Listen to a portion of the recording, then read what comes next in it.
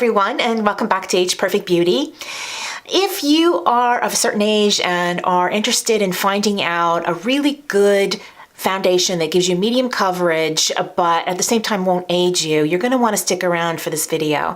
In today's video, I'm going to be demonstrating how I apply Giorgio Armani Luminous Silk foundation, why I think it's a really good foundation for women who are dry to combination mature skin.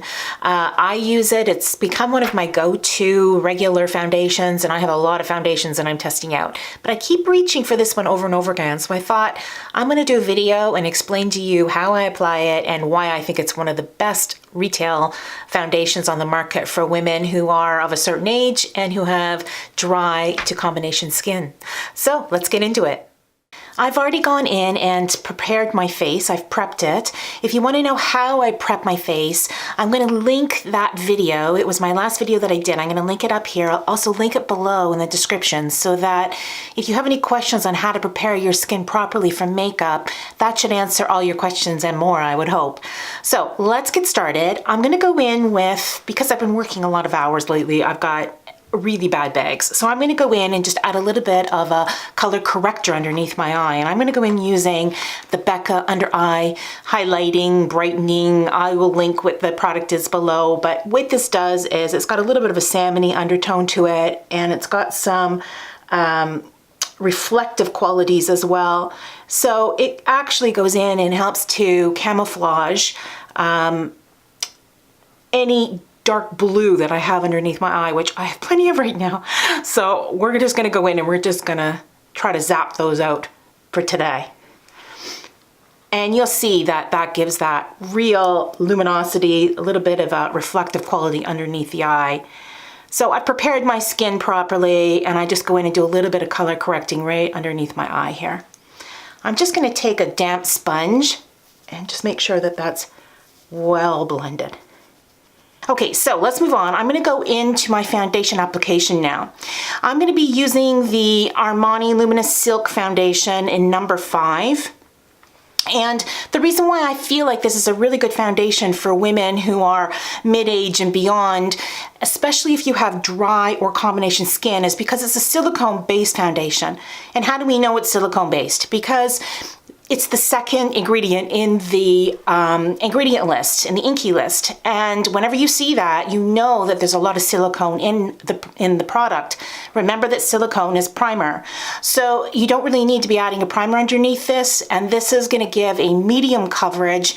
You could thin it out if you wanted to. There's a couple ways you could do that. You can mix a little bit of your moisturizer in, mix it all together, you know, on your hand or on a little palette, and then apply it to your face, and it would be a thinner consistency. You could go in using a damp little sponge like this.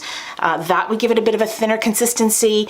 I'm going to keep it as a medium coverage today because that's really why I like this particular foundation. I find that even though I'm in my 50s and I've got lines and wrinkles, I find that it sits well on my skin for a long period of time.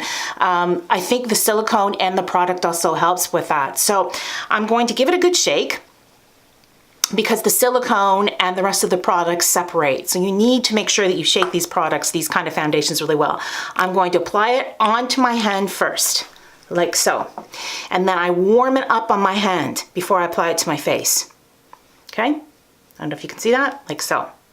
Then I'm going to apply it in the middle of my face. And then I'm going to work the product out.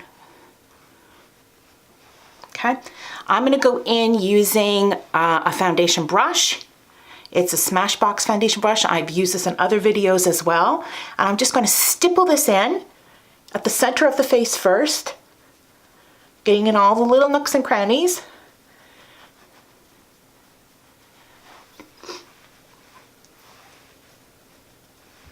And then I'm going to just buff it out using little small circles, buffing this right into the skin as best as you can.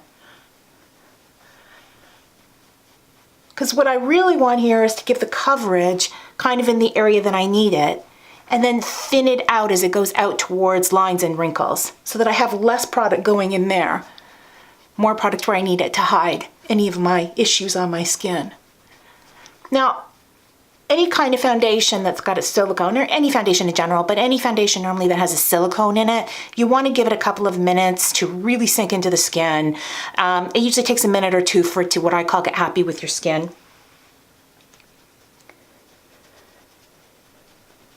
Just buff that in really well, all over.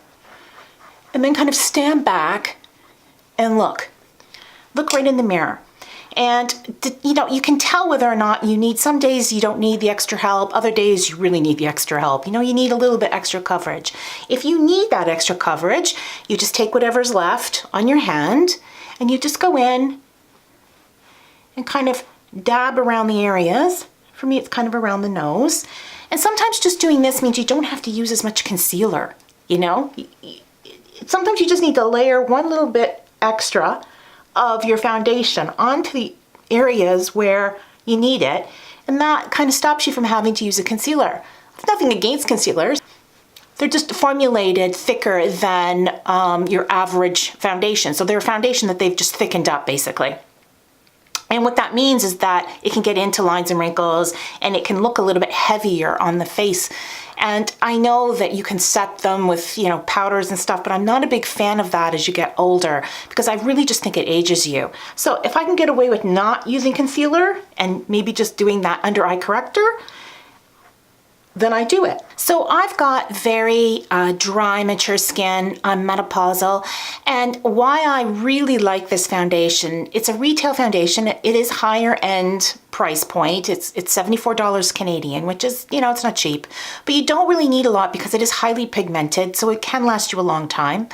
And I really like it because the older I get, the more dry that I'm becoming on my skin. And I like that because it gives more of a natural satin finish to me. It doesn't really matte me out too much, and it doesn't give me too much of a glow. If you have very oily, mature skin, this is not going to be the best product for you. It's not going to sit well on the skin once you start to oil up around whatever areas you do.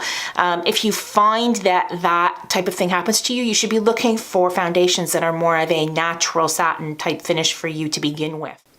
Okay, I've gone in and finished off the rest of my makeup, and what I thought I would do is bring you in a little bit closer so that you can take a look at how this is settled. It's been on my skin now for about 10 minutes.